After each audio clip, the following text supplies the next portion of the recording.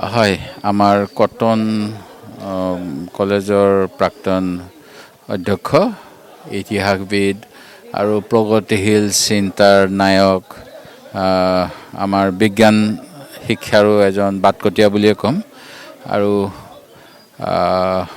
অসমৰ বহুখিনি ঘটনাৰ সাক্ষী পলিটিকেল হিষ্ট্ৰী অৱ আছামৰ ফাৰ্ষ্ট এডিশ্যনৰ এডিটৰিয়েলৰ সদস্য শ্ৰদ্ধাৰ ভৰালী ছাৰৰ যোৱাকালি পৰলোকপ্ৰাপ্তি ঘটে। আজি তেখেতৰ বাসগৃহলৈ আহি মোৰ শ্ৰদ্ধাঞ্জলি জনাওঁহি। আৰু এজন গুৰুত্বপূৰ্ণ তেখেতৰ অৱদান আছিল, যিখিনি অসমৰ ভৱিষ্যত প্ৰজন্মই নিশ্চয় জানিব। তেখেতৰ যেনেকুৱা ধৰণৰ যোৱা সময়ছোৱাত স্থিতি, সেই স্থিতিখিনি যে ৰাইজৰ কাৰণে, ৰাজ্যৰ কাৰণে, দেশৰ মংগলৰ কাৰণে আছিল, সেই কথাটো সকলোৱে উপলব্ধি কৰিব পাৰিব এটা সময়ত, আৰু অপূৰণীয় ক্ষতি আমাৰ সকলোৰে বাবে।